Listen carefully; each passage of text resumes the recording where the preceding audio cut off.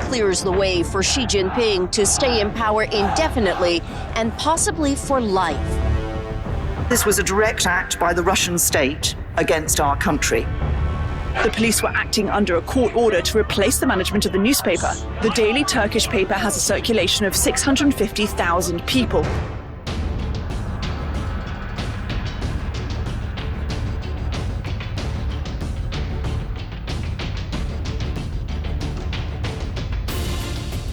He's a professional liar. To lie is what he was taught in the intelligence school.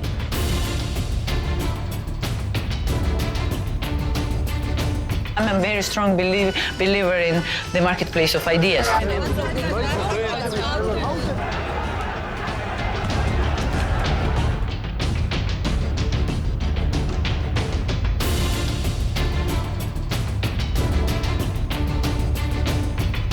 This is the time to say the truth in post-truth era for Turkey.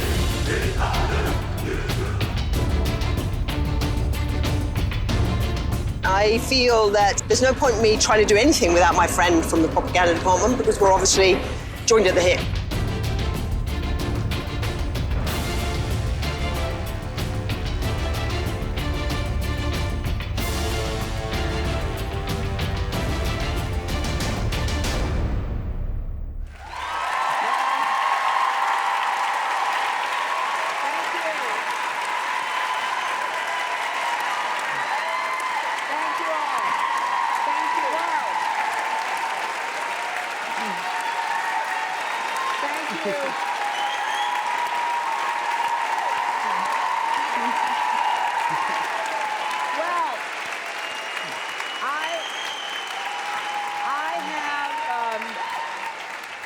I have the great privilege of interviewing four extraordinary women, journalists, activists, truth seekers, and truth tellers.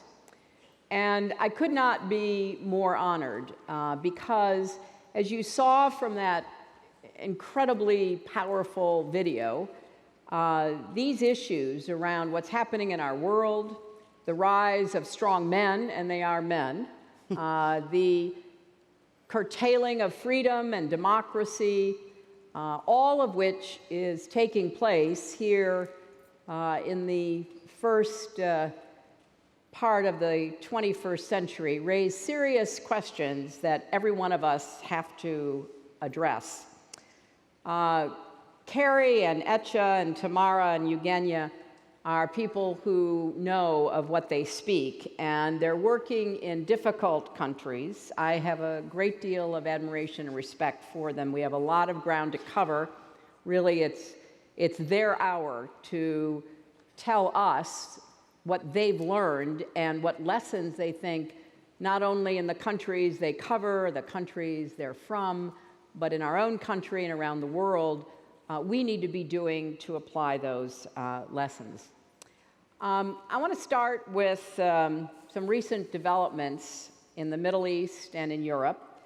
We'll move on to talk about the rise and changes in authoritarian rule, what it's like to be a journalist, especially a woman journalist, in these difficult environments. And we will talk about the strong men that these journalists cover, that we read about every single day, the role of technology, what we can do to get the world back on a track that is more respectful of human rights and freedom, and return the ideal of democracy as well as the practical reality of it. So let's get started. Now, let me begin by addressing Yevgenia, who I want her to just say a few words about herself, and then I want you to address what's going on in Syria. I mean, you're not only a journalist, you're a political scientist. You used to teach at Moscow University until the government stopped you from teaching. And what do you see happening in Syria, and what role is Putin playing, and what are his objectives? Thank you very much, Madam Secretary. I'm honored to be on this panel with you. I think that, to be honest with you, I think that what we see in Syria, our situation around Syria, is a pissing contest between two aging men.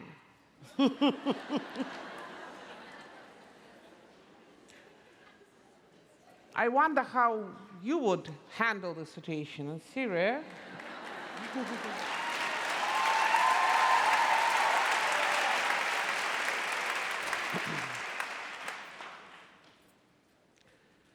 But it may become very dangerous. You know, when I was leaving my country 2 days ago, and I was on the plane, I was leaving the country which was in the state of hysteria, the country that assumed the propaganda that was pouring out of the Russian TV that we are on the verge of the war with the United States. Because there was a tweet by the president of your country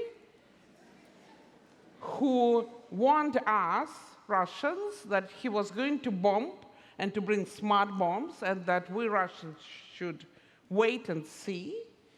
And there was a response from our generals and that they were going to retaliate.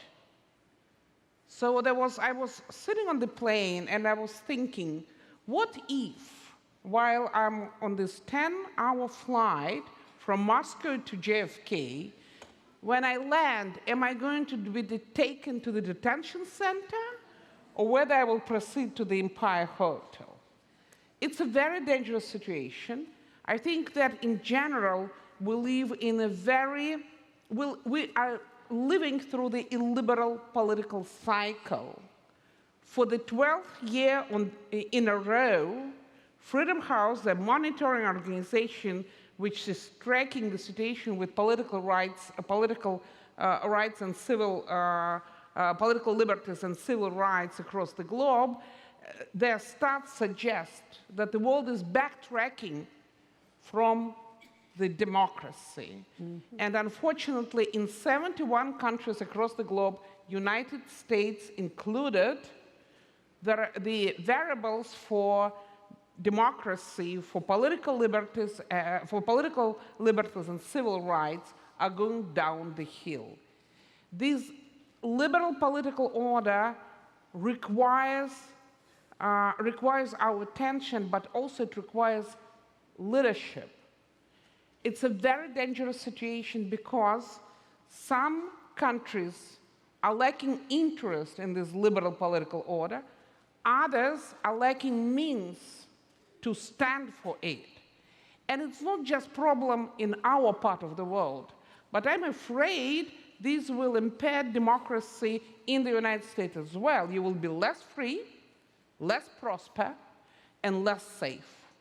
That's what it comes out of the situation in Syria. You know, I want to turn to Tamara, who is from Georgia, a country that Russia invaded some years back now, more than 10 years, and started earlier in the 90s. Yeah, just and finalized. Started in the 90s, but seized 2 provinces. So when you hear about what Russia is doing, you also have to think about what's happening in Europe. Viktor Orban just won an election, basically putting himself forward as an authoritarian leader. Georgia has always been trying to move toward the West and having problems with that. How do you see the situation in Europe? Autocracy is becoming fashionable. Well, I'd like to refer to Yevgenia. I just want to calm you down that even if you were taken to detention center, you would have been treated by independent judiciary, so you don't have to worry about that. Judging by the previous panel? There will be a judge. There will be an independent judge because you are in the United States. You are not in Russia. So, well, I come from Georgia. But I only became the citizen of Georgia when I was 16. This is when Soviet Union collapsed. So I have a totalitarian.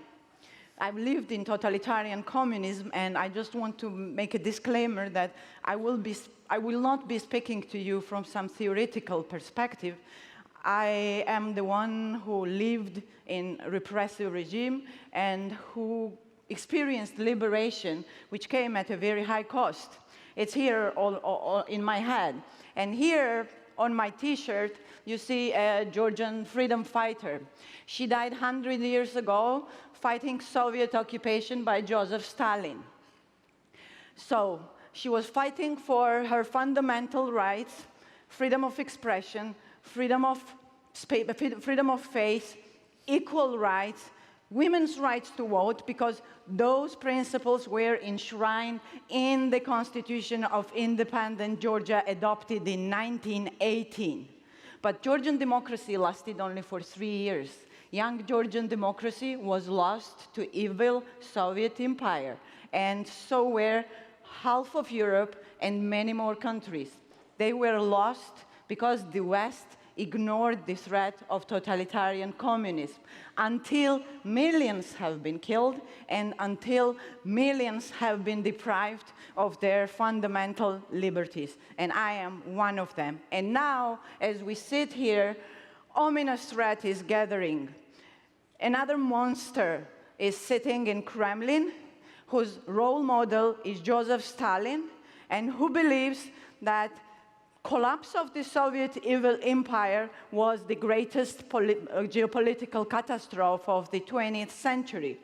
Putin is fanatically committed to his cause, to reverse history and restore Russia's dominance, and for Russia to dominate the West. He's very serious about it. I'm afraid he's more serious than the West is about Russian threat. Even now, when diplomats are being expelled, like from all over the free world, and Putin's close circle of oligarchs are being sanctioned. So I believe that in order to address this threat and in order to change so that autocracy is not contagious, we need to realistically evaluate the problem. And let's face it, post-Cold War order is already appended. 1/5 of my country is occupied by Russia. So is Ukraine. Well, but Putin didn't stop there, because some of you may ask, why does it bother me if Georgians are struggling there or Ukrainians, except for humanitarian purposes? Well, because Putin went against UK in the most egregious way, because Putin is meddling in French elections by financing ultranationalists, because Putin is meddling in the US elections. So he needs us. He's manipulating us to dominate you guys. So that's your problem too. So in order to solve this problem of authoritarianism, rising authoritarianism, we need to assess the threat properly and then come up with coherent strategy to contain and roll back Russian expansion. We need kind of a new Truman doctrine. You know,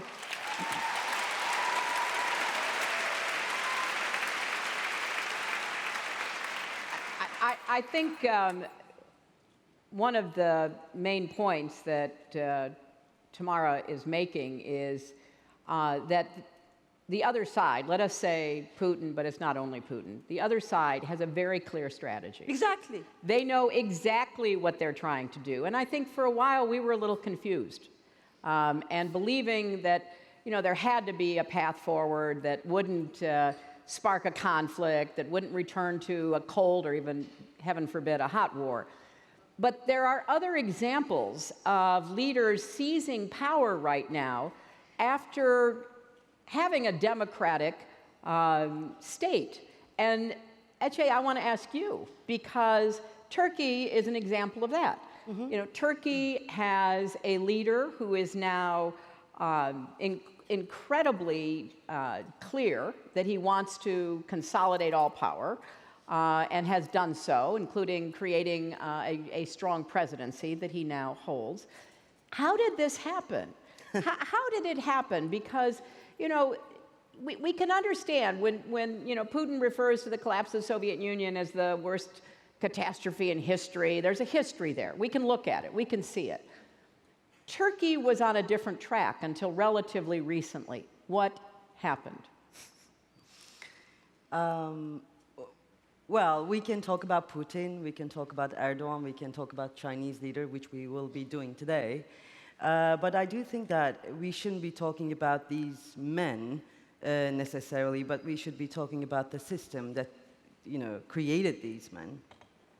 Because there's a pattern.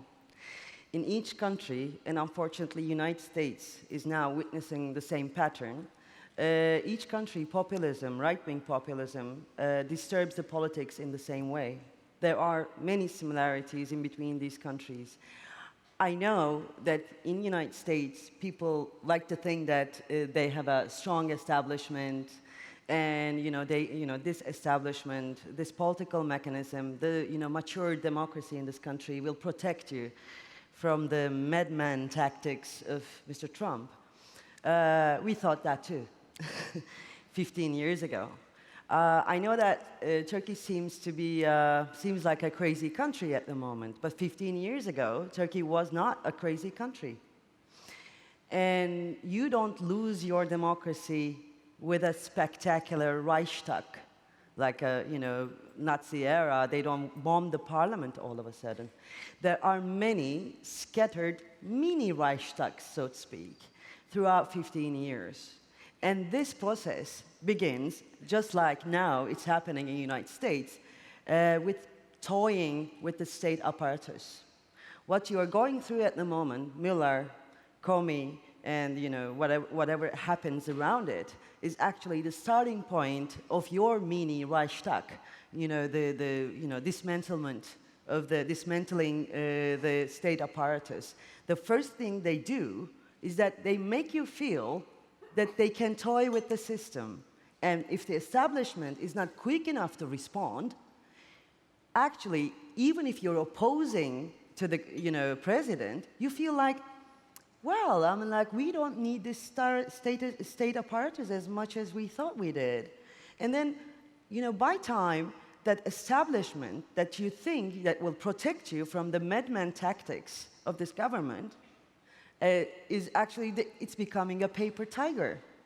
And then the process goes on, the right-wing populism invading the state apparatus process goes on by dismantling the entire system and meanwhile invading it. This is the one similarity in all these countries, as much as I know, as far as I can see.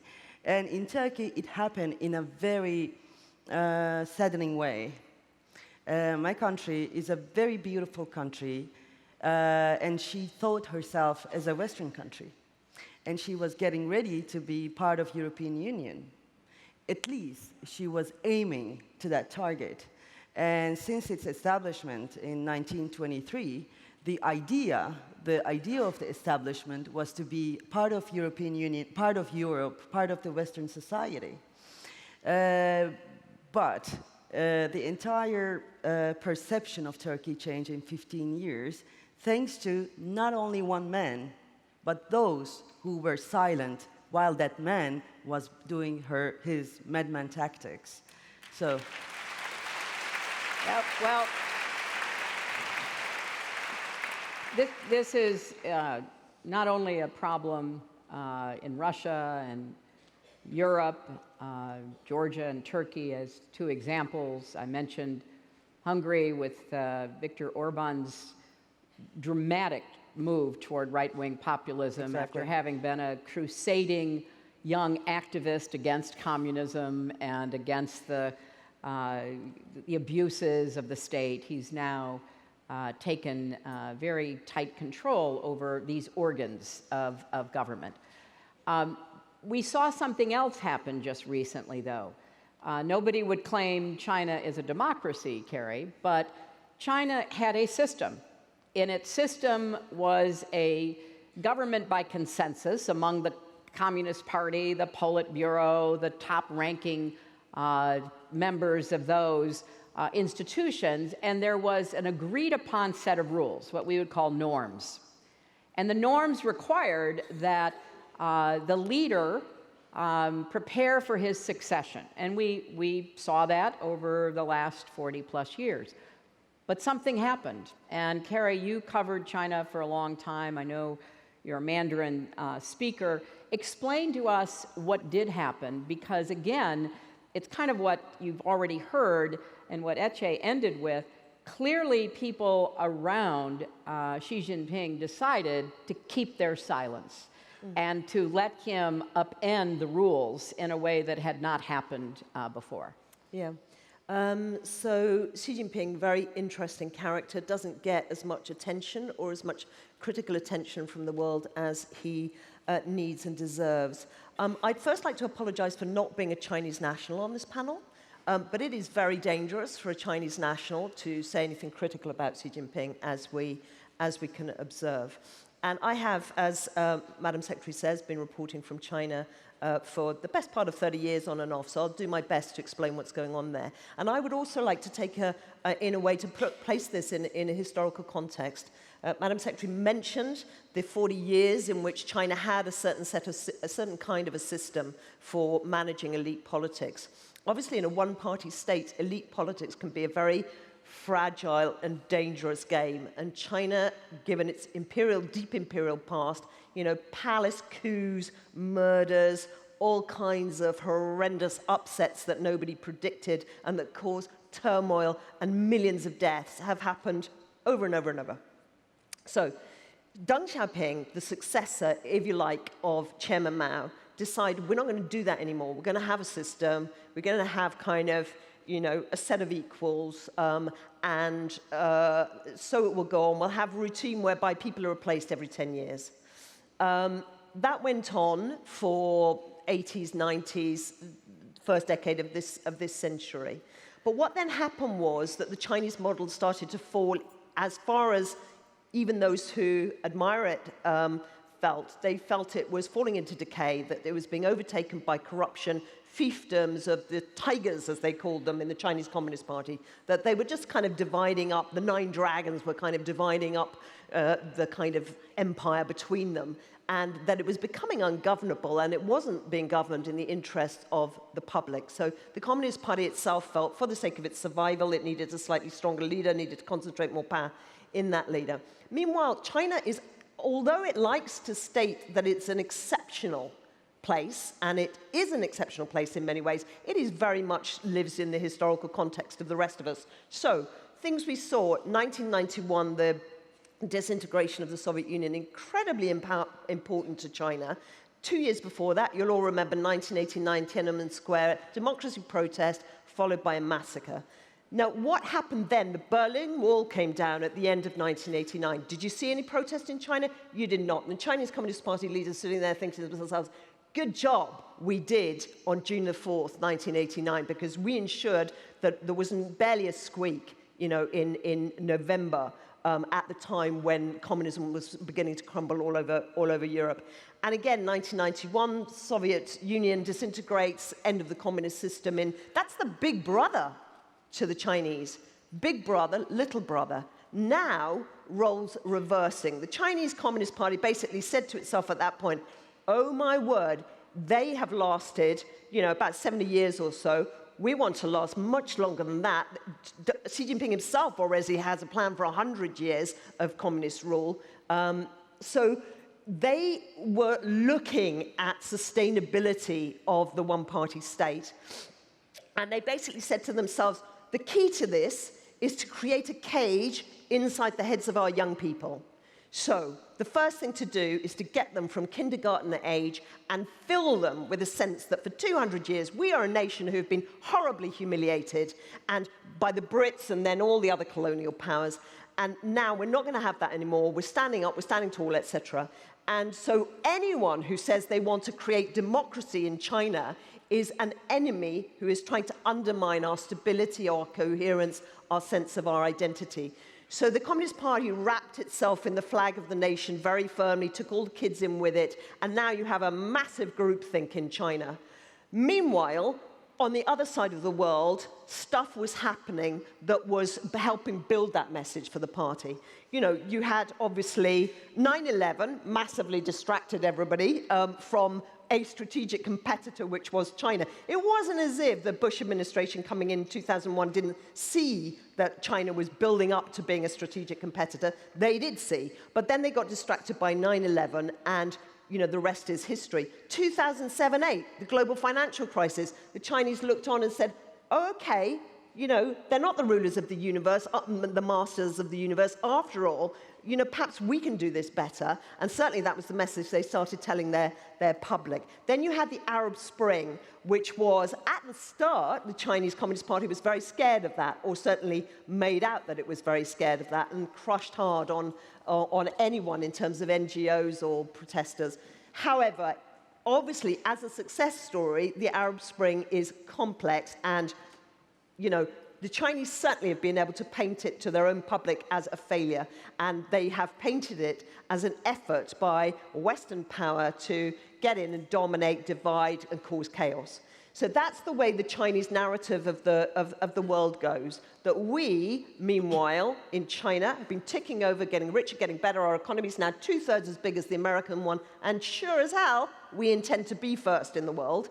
And the Chinese dream, the talk of Chinese rejuvenation that comes with Xi Jinping is all part of that.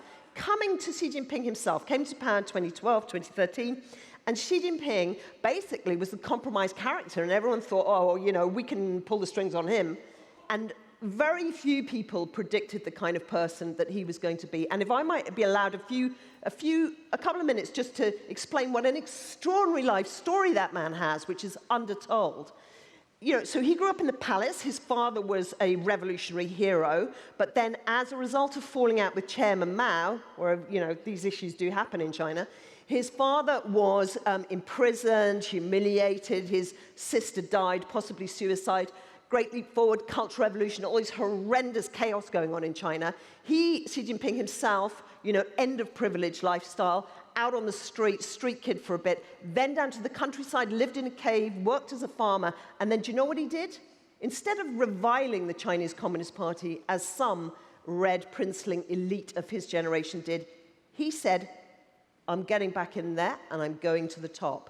And that is an extraordinary degree of kind of commitment and strategic vision. So people should not underestimate Xi Jinping, I would say. Then when he came into power in 2012, it was basically, I'll take on all enemies, I'll take on the enemies in the party, the tigers, put them behind bars. And outside, he took on NGOs, the feminists, the religious movement, the labor movement, social media. There isn't anyone who hasn't seen their red lines contract in China to the space of a newspaper. So these are very dramatic events happening in China at the moment. And because of all the other things going on in the world, Putin, there's a bit of me that kind of thinks, Putin, Putin and whose army? Behind him is now the big brother. This is a very big, powerful state. The Russian, obviously Putin can cause a lot of trouble, but do we not think that China can cause a lot of trouble? And because of Chinese economic power, you don't see Hollywood films kind of wondering what damage China can do. You increasingly don't see attacks on China in the press, in academia, in publishing, because censorship applies not just in China now. This birdcage of the mind that China has inflicted on its own people internally is now global. Well, Tamara, can I just say something? I completely share your view that there should be more attention paid to China, but the fact is that China has not invaded its neighbor for the last decade. So that's what makes China different from Russia, because Russia is currently occupying and ethnically cleansing the populations. 400,000 of my compatriots have been ethnically cleansed. So I'm not arguing, Tamara. Yeah. I understand exactly why it's happening. So it's happening because China is very good at playing just beneath the radar.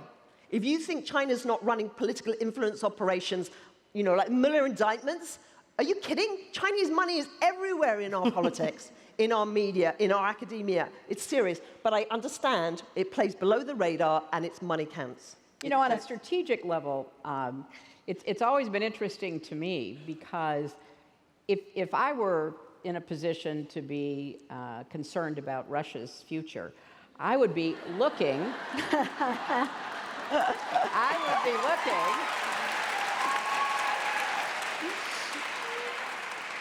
I would be looking to the east. Because you're right in one sense, Tamara, that there hasn't been a kind of a military invasion except of certain atolls and reefs in the South China Sea, which the Chinese are taking over. But there has been a steady stream of Chinese moving across the Russian border along the east. So in effect, there is a very interesting dynamic going on. It's almost as though Putin is ignoring what is the biggest strategic threat over time to Russia in order to try to destabilize and overturn democratically elected governments in the West.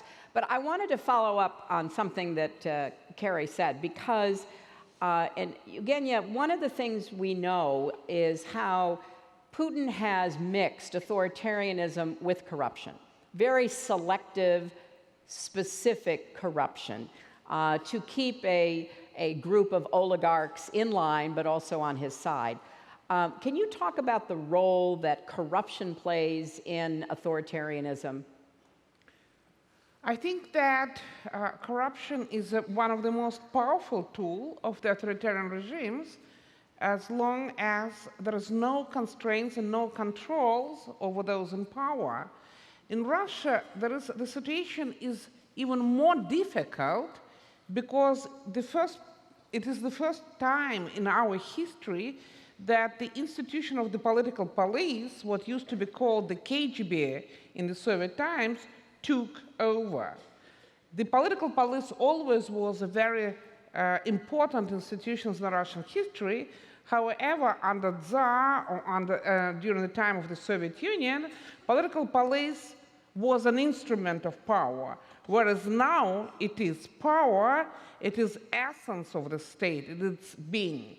And this is extremely dangerous because it is some sort of fraternity that exists now. About 70% of all offices in the administration of the president and the apparatus of the government is taken by the graduates of the Soviet Union's political police. These are people with a very conspiratorial mindset, with a constant eager and search for internal and external enemies. These are people with total disregard for human rights. They don't believe in self-governance. They don't believe that in people's ability to run themselves. They suppress any protest. And of course, as we're well aware, that it was in the Soviet Union's national security doctrine, and back now it is on the Russians' national security doctrine, that the United States is enemy number one. This is a very closed and cohesive group of people who control all the major resources in the country, whether it's oil or gas or telecommunications and banking system or the major TV channels. Unfortunately, for quite a period of time, the West was blind about the development of these events in Russia. Basically, Putin committed a silent coup that nobody noticed when he brought this immense corporation of people in appellats into power in Russia. So corruption is the way of redistribution of assets among these power elites. Whereas, the rest of the population has just, crumbles of it. And, you may say that it's rather strange that on March 18th, Russians once again, more than 50 million Russians, once again sort of voted for Putin into presidency for the fourth and, de facto the fifth term. And I think it's very important to understand that, first of all, we didn't have election, just no elections whatsoever. It was acclamation, not election. He's not the guy who was voted into presidency by the popular vote. That's the elites that brought him in. But the second thing that's important to understand, I think, that Russia, it is the nation of survivors. This is the nation, this is the country, along with Georgia and other former Soviet republics, which went through the bloody 20th century 13+ million people perished in the civil war. Then famine, collectivization, trenches of the awful war where we lost 29 million people, gulag, repressions, war of the state against its own people. The cost is immense. From 60 to 70 million people perished. That's what's the price we paid to the 20th century. So for survivors, the main mindset of survivors is very different from everybody else. Survivors are not looking about the bright future. Survivors just hope that the things won't go worse. And therefore, then when they, so to say, voted for Putin, they voted for things to stay as it is. Yeah. May I add That's something exactly. to this? I don't know if we should call this corruption. It is actually, it's not coincidental and it's systematic. And I think it's more than corruption. And this is another pattern, a similar pattern that we see in the countries that witness right-wing populism and, rising authoritarianism. Actually, leaders are building safety nets for themselves by bringing, by distributing the state wealth to these vassals, which are loyal to, who are loyal to him personally. But then it's not crumbles. It is, it is micromanagement of, riches, state riches. It's the micromanagement of state riches to reach the bottom of the society. It's not only oligarchs that the populist leaders are, connecting to themselves, but also by micromanagement, they also distribute the riches of the, state to the most poor people. And by doing that, they are building the safety net for themselves to stay in power. And then it becomes not a myth, but a reality when people say, when Putin is gone, Russia is gone, or when Erdogan is gone, Turkey is gone. It is not a myth that a propaganda machine creates. It is the truth, because, that's why all these hooligans of these populist leaders are as if fighting for their lives in ballot boxes to get in some fake votes, because they are actually fighting for their lives. They are fighting for their bread, they're fighting for their job, they're fighting for their company. So in order to do this, the populist leader had to turn the social rights into subjects of political charity. And I think Trump is starting to do that by tariff decisions of China, decisions of trade.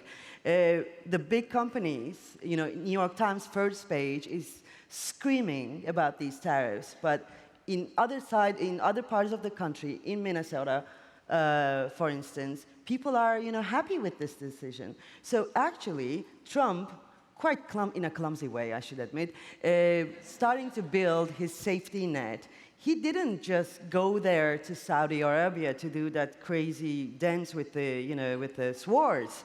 He was actually making his first attempt to build his financial safety net, because this is the only way to survive. In a real democracy, as you might all know, he cannot survive. Yes, but again, I understand why authoritarian leaders want to make themselves in the eyes of the people look indispensable, so that they cannot be replaced, that if they are replaced, then the country is gone. But the United States will have elections in 3 years, and if he is re-elected, if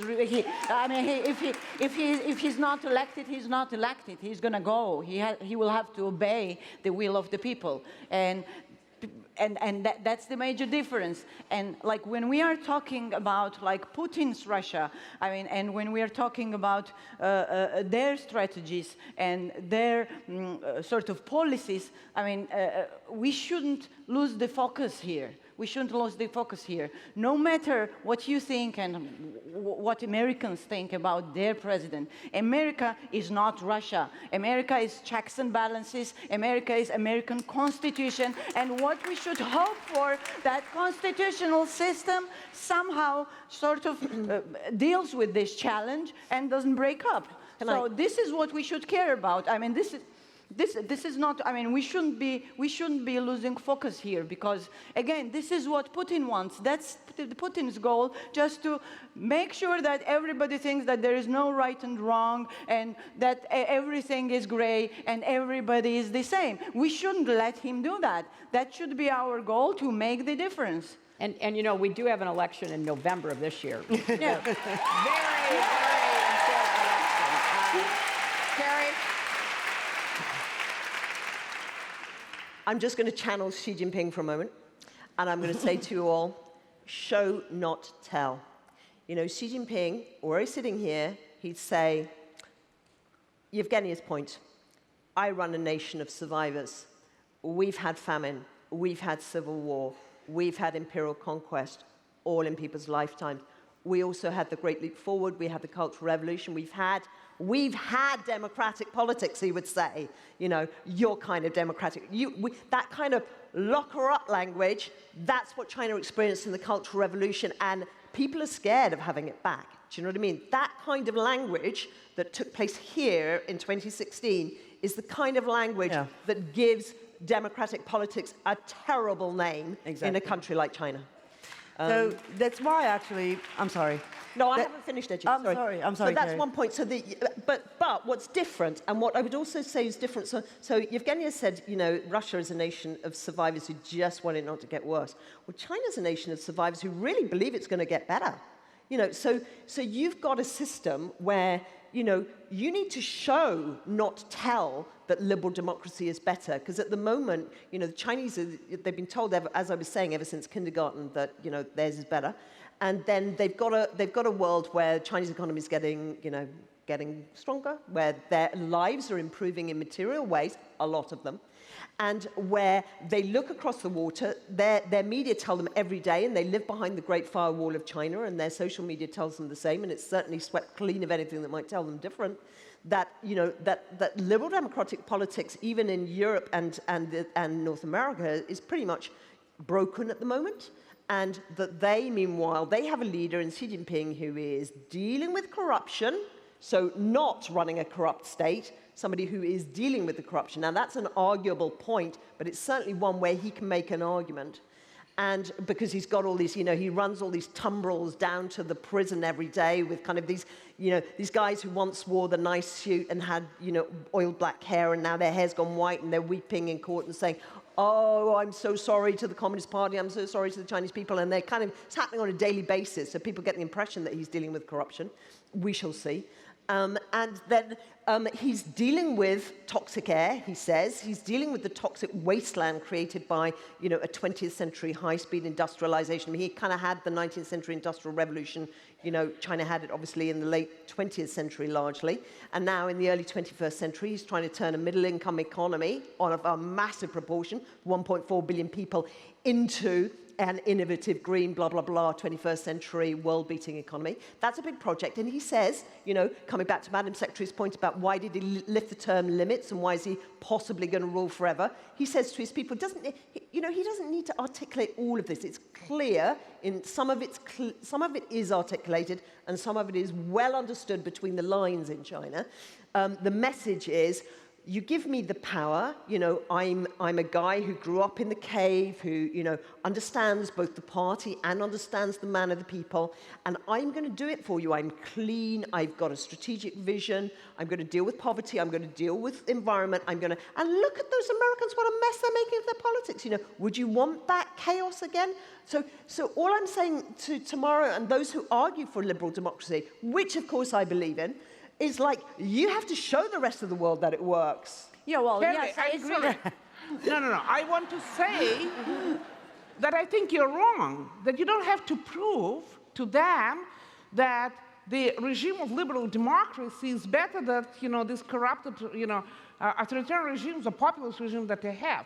Because they make money inside China or inside Russia, but they want to spend, but they spend it in the exactly. West. Where are their kids getting education? Where are they getting villas? Where they want to go for holidays? We just ran. I'm sorry, Tamara. Shopping. We just ran, you know, an investigation, my magazine, of kids of the Russian elite, where they study Overwhelmingly, they study here in the United States or in the United Kingdom, but they prefer Ivy League universities here. I completely agree with Yevgenia. Who cares, Yevgenia? Who cares? Frankly, They the Chinese. care. No, I would like to. They care. They care.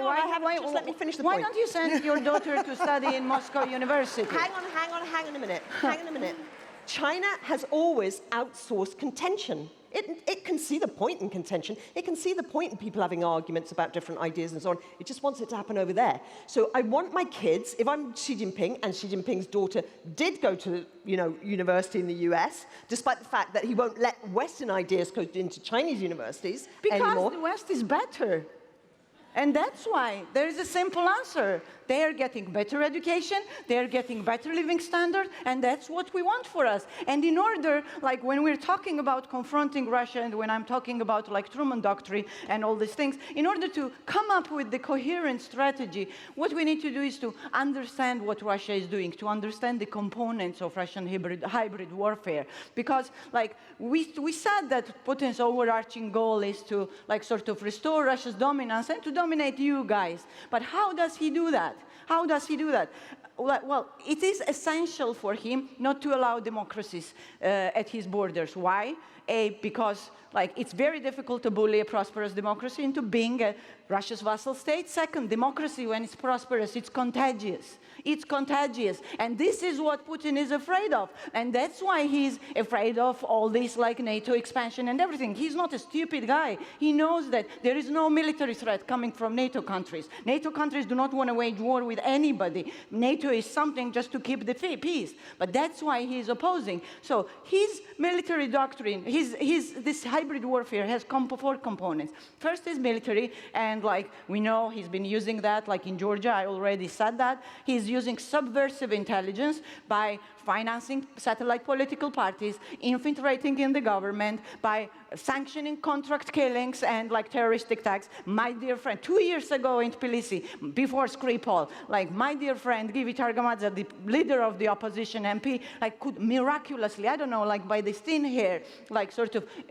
survived terroristic act, but ordinary citizens were wounded. And this is what he's doing. Economic measures, like Georgia was subjected to severe economic embargo, like mass deportation of Georgians like from Russia took place, like energy blockade, and the last but not the least, of course, is disinformation. And he's basing disinformation on fears. And like, of course, he's using Soviet methods as well. I saw this on CNN, this poor lady, like, who was working for this Russian troll factory without knowing that. He's using useful idiots. Of course, he's using useful idiots. What he's doing is that he's making them, thank you. He's making them serve their interests without realizing they've done so. And he bases his disinformation and propaganda machine on fears. In Georgia, it's based on 3 fears, and all these fears have some realistic grounds. First is the fear of war, and it's realistic. Russian tanks are just 40 kilometers from Tbilisi. So rhetoric is, West is not going to care about you, nobody will fight Russia for you, so you have to get along with me. Second is the fear of poverty.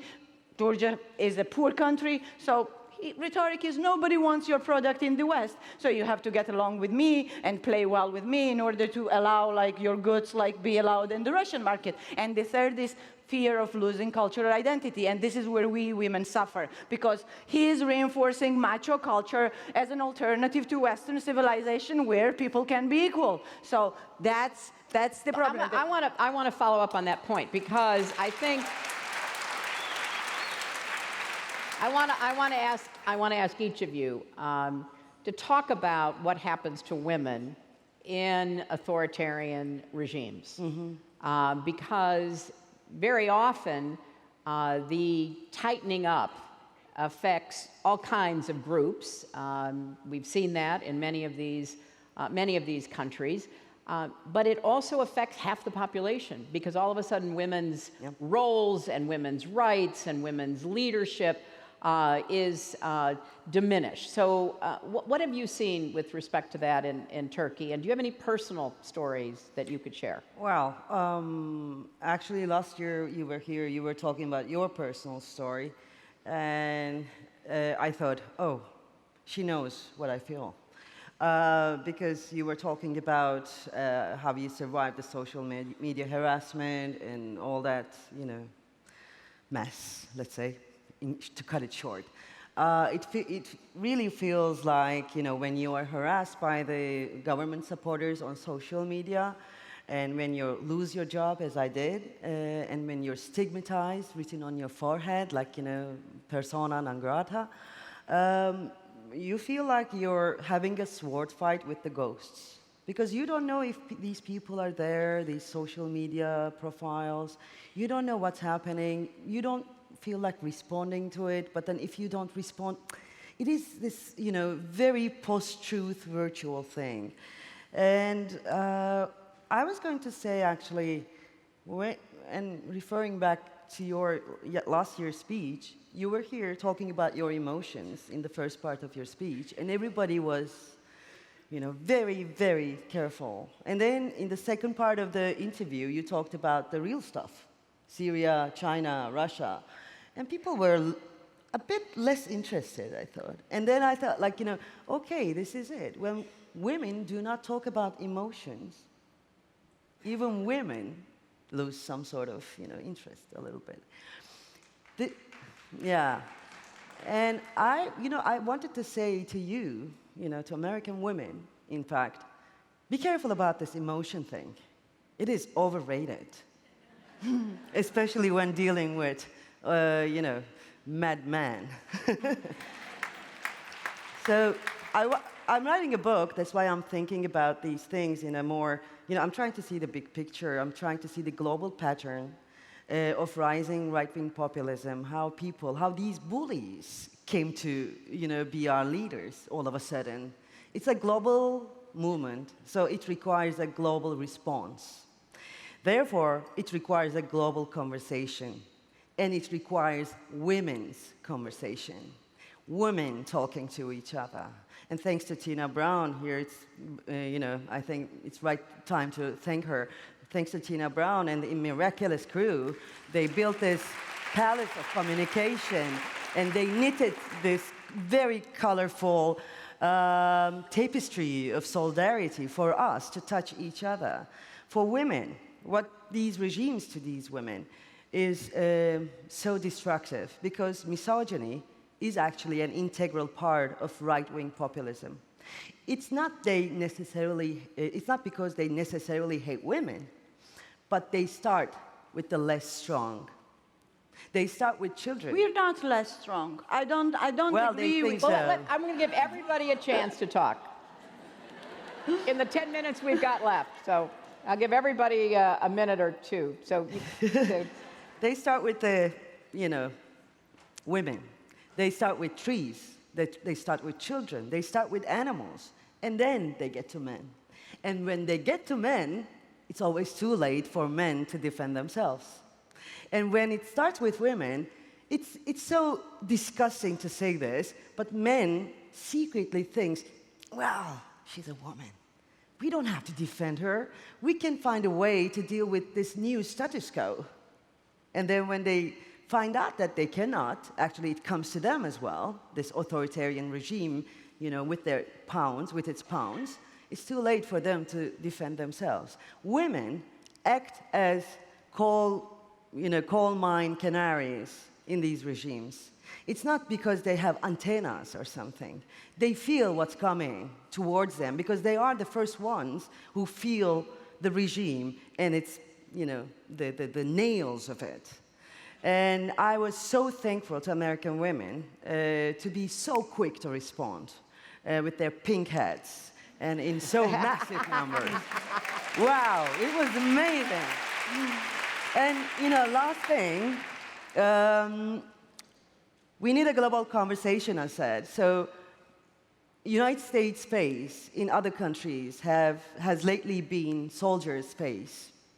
It's always this militaristic phase. But once this country sent its young people as Peace Corps volunteers to underdeveloped countries to teach them English. They did not only teach English, they spread the idea of freedom, equality, and they brought this another perspective to these people's lives. And my mother is one of those kids who learned English from a Peace Corps volunteer.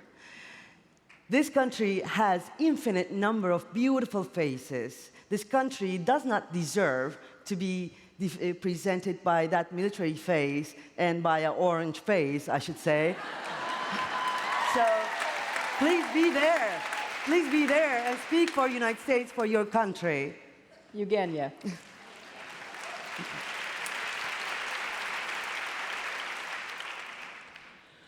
Russia has a very macho culture. Basically, many of you saw our president topless time and again. And that's manifestation of this culture as it is. However, I think I was extremely impressed when I saw the Women March on the next day after inauguration of President Donald Trump. And of course, this Women's Rights March was followed by the Kids March, who marched against the possession of weapons. And this is a very powerful message that goes across the globe. Because, when people in my country, you cannot see this on propaganda TV channels, but you can see it on the web, when they see that people resist, and that's obviously about resistance, when people resist the power, that's an extremely important lesson, because democracy is about learning. Democracy is about the sense of togetherness. Authoritarian regimes are based on dividing people, on putting people against each other. So it's very important for us to see this example of resistance that exists in the United States. But I also want to say that, I understand that Putin may seem to you as a very frightening man, but trust me, I live there. He's no different from other autocrats.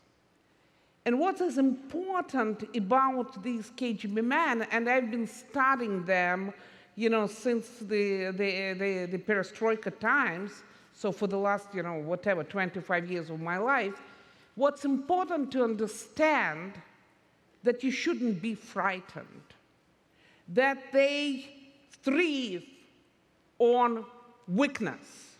Then when Putin saw the collective, what he presumed as collective weakness of the West, he grabbed Crimea in 2014, and before that, he invaded Georgia in 2008.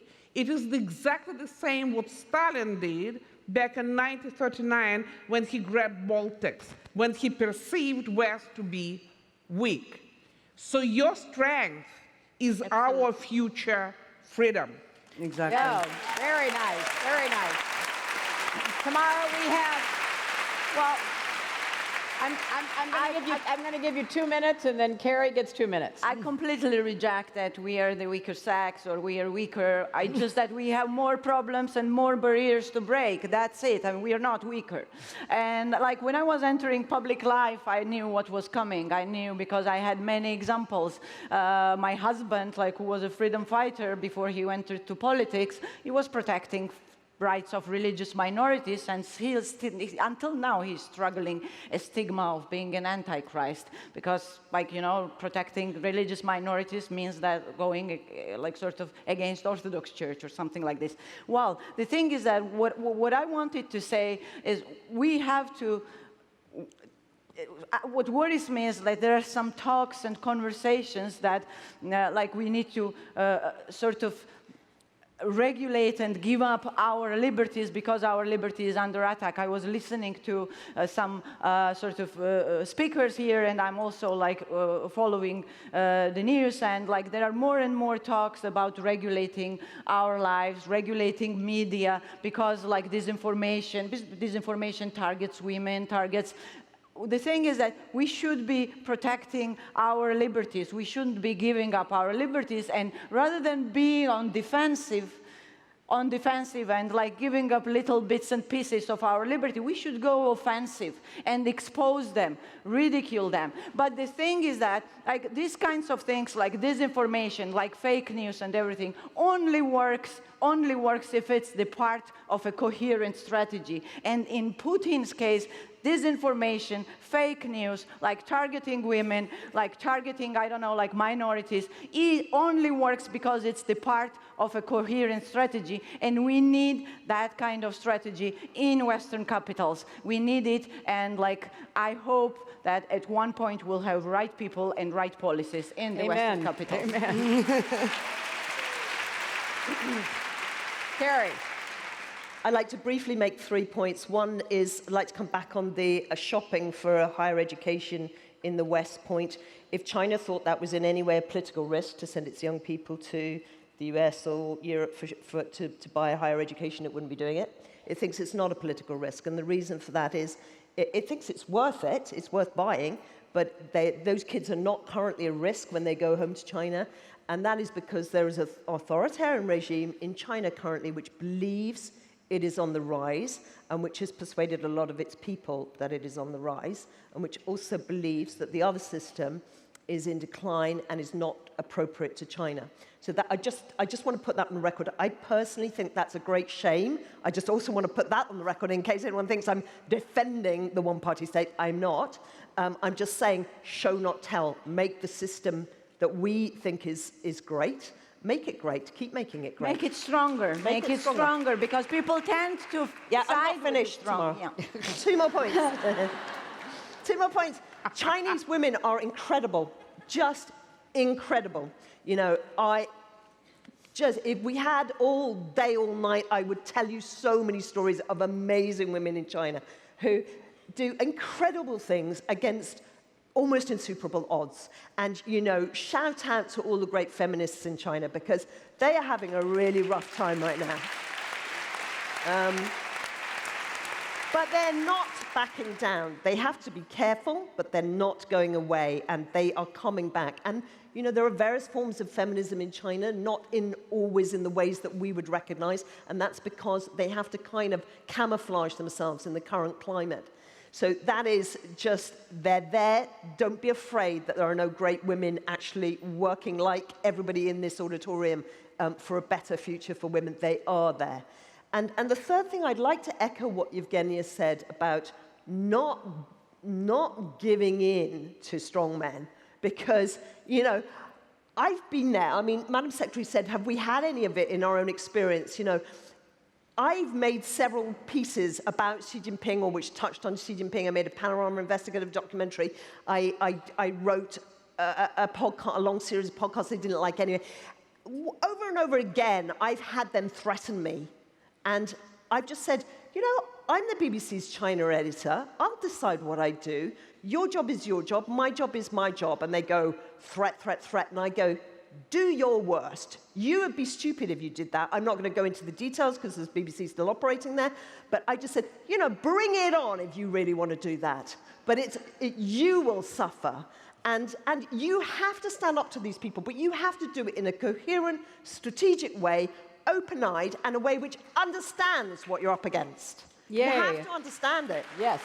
Well,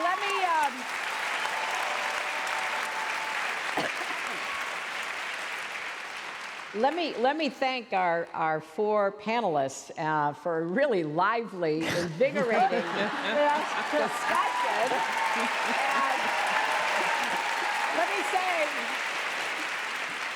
Let me say, I think there are lessons we can all take away from their experiences and their observations.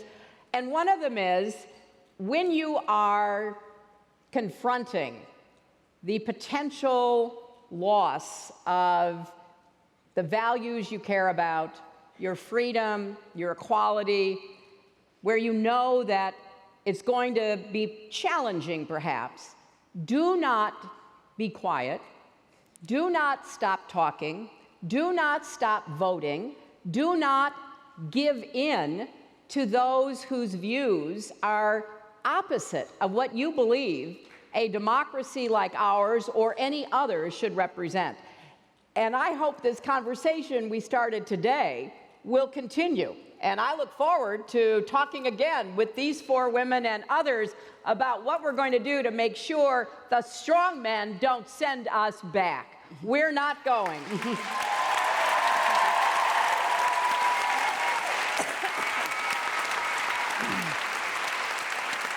And I think we want to thank Tina. Where's Tina? Can we thank Tina? There she is! Yay! Thank you so much. That is just amazing. Thank you, ladies. Thank you.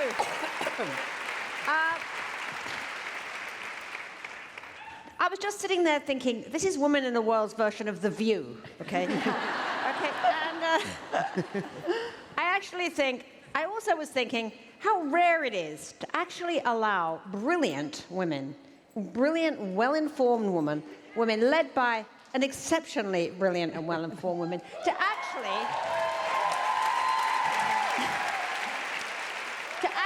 have a conversation, develop ideas, in fact, to even finish a sentence. It is so rare to hear this. In fact, I was sitting there thinking, this is bliss, this is brain sex. Okay?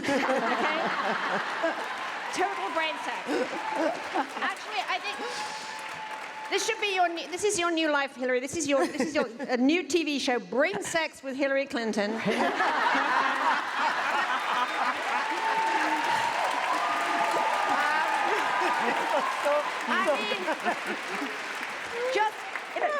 I can't wait for the internet to hear that. Yeah, sorry about that.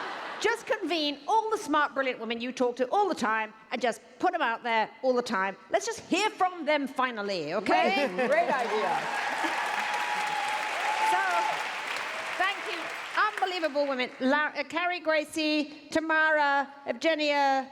Oh, I love you, Ece. Me too, Tina. Thank you for those wonderful words. Palace of Communication, new hashtag, right? Palace of Communication. Thank you so much for that. Thank you so much, Hillary, for this brilliant moderation of this amazing topic. And I want to thank everybody who has been on our stage today. They've been remarkable. They've been on fire. Everyone brought their A game, right? Everybody. It was incredible. Everybody here flew miles and hours, and it really was absolutely worth it. It's a whole course we listened to today. It was really amazing. Tomorrow we're going to start bright and early with the amazing Misty Copeland, first thing at 9. It's another incredible half day tomorrow, different but extraordinary. We have the sea captain, the Australian sea captain who rescues refugees from the Mediterranean. We have Juliana Margulies. We have Sophie Trudeau. It's going to be an amazing day today as well. Thank you so much to everybody for coming. Great. See you tomorrow, and thank you, everyone. It was an honor. Oh, I love